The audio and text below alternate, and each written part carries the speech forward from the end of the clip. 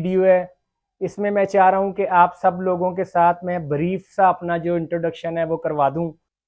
मैं 97 से पीटीआई का मेंबर हूँ और अल्हम्दुलिल्लाह 58th नंबर मेरा मेंबरशिप नंबर है। पीपल्स पार्टी जो है वो 100 में से 20 लगाती है, तो नून लीग जो है वो 50 लगाती थी। Audio Jungle.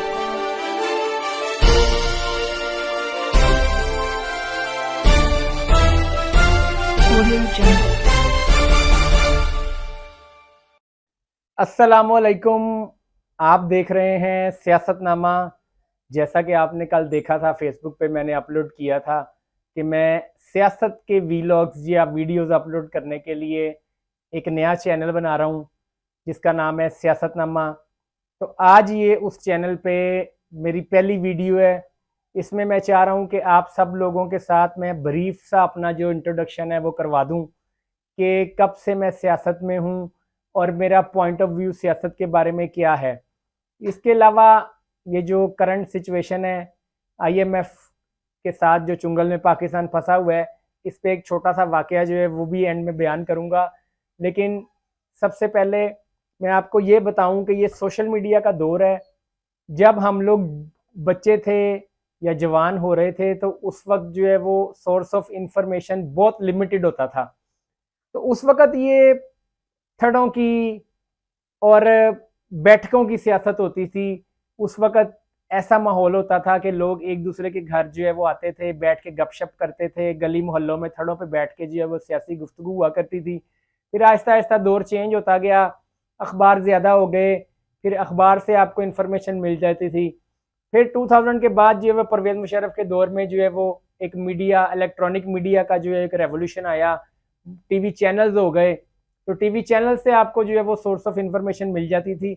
लेकिन इस वक्त जो करंटली जो है वो दौर है वो सोशल मीडिया का है।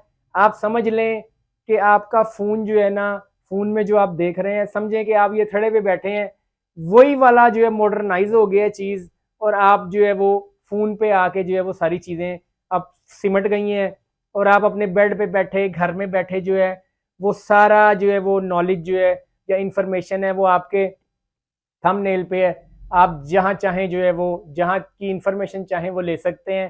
तो इसीलिए चूंकि सोर्स ऑफ इंफॉर्मेशन और इंटरेक्शन मोस्टली ये हो गया है, तो इसलिए जो है ये चैनल बनाने का जो है वो ख्याल आया है। तो मैं अपने बारे में बताता चलूँ। मैं 97 से पीटीआई का मेंबर हूँ और अल्हम्दुलिल्लाह 58th नंबर मेरा मेंबरशिप नंबर है। 58th नंबर मेंबर था मैं, जो रजिस्टर्ड मेंबर थे पीटीआई के। जब पीटीआई स्टार्ट हुई थी तो मैं अल्हम्दुलिल्लाह 58th मेंबर था। अल्लाह ताला गनी के रहमत करे मेरे वालिद साहब को, वो भी फर्स्ट 100 मेंबर में से वो मेंबर थे। तो मैं तब से जो है वो इमरान खान के साथ हूँ। और मैं आपको बताता चलूँ, उससे पहले पीपल्स पार्टी और नून लीग जब होती थी तो हम लोग जो है वो नून लीग के सपोर्टर थे। तो उस वक्त भी आप लोगों के बड़े भी आपको बताएंगे कि जब कंपैरिजन होता था कि नून लीग या पीपल्स पार्टी में, तो कभी इस तरह का कंपैरिजन नहीं हुआ था कि पीपल्स पार्टी बुरी है और नून लीग अच्छी है। कंपैरिजन हमेशा इस तरह किया जाता था कि पीपल्स पार्टी जो है वो ज़्यादा बुरी है और नून लीग जो है वो लेसर इवल है। ये इस तरह जो है वो कंपैरिजन किया जाता था। तो जैसे कि नून लीग की सपोर्टर मोस्टली कहते भी हैं, खाता है तो लगाता भी है। वही बात है कि अगर पीपल्स पार्टी जो है वो 100 में से 20 लगाती है तो नून लीग जो है वो 50 लगाती थी। तो ये डिफरेंस होता था। ये नून लीग के सपोर्टर भी मानते हैं और वो खुद इस बात का इकरार करते हैं कि एक मियाँ साहब खाते हैं तो लगाते भी हैं। इसके बाद फिर जब इमरान खान आया, इमरान खान भी कोई फरिश्ता नहीं है, लेकिन आपने देखना ये है कि जो आपके पास अवेलेबल लीडरशिप है उसमें से कम दागदार कौन है, लेसर इवल वाली बात समझ लें आप कि उसमें कम बुरा कौन सा है। तो आप अगर आपके पास ऑप्शंस ही जो है वो ज्यादा बुरा, कम बुरा और बहुत कम बुरा है, तो फिर ये आप पे डिपेंड करता है। ये आपकी अपनी जो है वो इखलाकी और ज़हनी सोच की अक्कासी है कि आप किस जो है वो लीडर को सपोर्ट करना चाहते हैं। और मैं इस फोरम से ये बात बताता चलूं कि बिल्कुल जो है वो इसमें इख्तलाफ राय सबका हक है। तहजीब के दायरे में रहते हुए हर एक का हक है, वो जिसको सपोर्ट करना चाहे वो करें। कोई इमरान खान का सपोर्टर है, कोई नून लीग का सपोर्टर है, कोई पीपल्स पार्टी का सपोर्टर है, ये हर एक का हक है। जिस जिसको जो लीडरशिप अच्छी लगती है वो उसकी हमायत कर सकते हैं, इसमें कोई बुरी बात नहीं है। लेकिन तहजीब का दामन जो है वो हाथ से ना छोड़ें, इखलाक के दायरे में रहते हुए जो है वो आप अपनी पार्टी को सपोर्ट करें। कॉन्फ्लिक्ट भी हो जाता है, ज़हनी जो है वो इख्तलाफ राय भी हो जाता है, लेकिन उसको एक इखलाक के दायरे में और तहजीब के दायरे में रहते हुए करना चाहिए। तो 97 में मैंने इसको ज्वाइन किया। तो हाल लोड पे हम लोगों का चूँकि मोबाइल फ़ोन का बिज़नेस जो है वो बाद में इस्टेब्लिश हुआ, तो हम लोग चूँकि पंजाब पूरा ही जो है वो मोस्टली नून लीग का सपोर्ट बेस था, तो यहाँ पे तब से हम लोग जो है वो 97 के बाद हम लोगों ने चूँकि पीटीआई ज्वाइन की थी तो बड़ी बहस और बड़ी तकरार होती थी, बड़े बड़े सख्त जुमलों का तबादला भी होता था, लोगों को कन्विंस भी किया जाता था। तो आहिस्ता आहिस्ता जैसे जैसे काफिला आगे चला तो लोग जो है वो जिनके साथ हमारी बहस होती थी वो हमारी सफ़ों में शामिल होना शुरू हो गए। जब उनको पता चलने लग गया तो आहिस्ता आहिस्ता लोग जो है वो इस काफिले में शामिल होते रहे। तो अब तक अल्हम्दुलिल्लाह हम जो है वो पीटीआई को सपोर्ट कर रहे हैं और उम्मीद है इंशाल्लाह ताला आगे भी करते रहेंगे।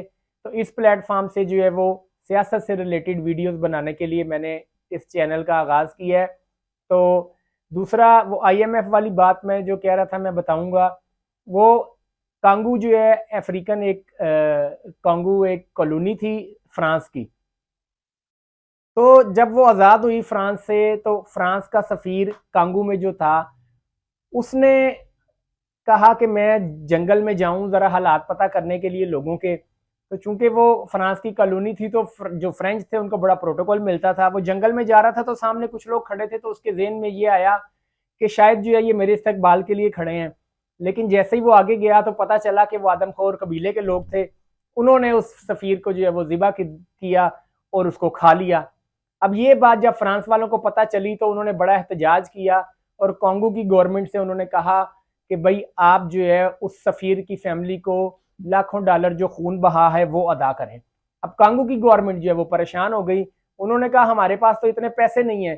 चुनांचे उन्होंने फ्रांस की गवर्नमेंट को एक ख़त लिखा और ख़त का मतन ये था कि हम लोगों ने आपका सफ़ीर हमारे लोगों ने जो है वो ज़िबा करके खा लिया है, तो अब जो कांगो का सफ़ीर फ्रांस में है आप उसे जो है वो ज़िबा करके खा लें क्योंकि हमारे पास पैसे नहीं है देने के लिए।